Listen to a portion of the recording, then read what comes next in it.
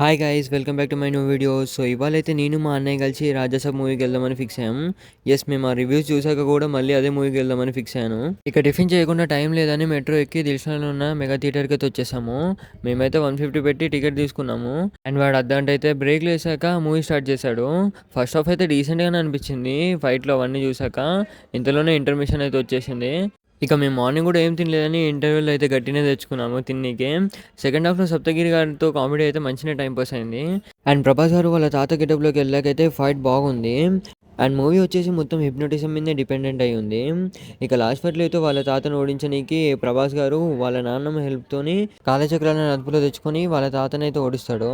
And మేము last దాకా అయితే వెయిట్ చేసి ఆ పోస్ట్ క్రియేటెడ్ సీన్ చూసాక మూవీ ఎండ్ అయ్యాక మేమైతే థియేటర్ నుంచి వచ్చేసాము.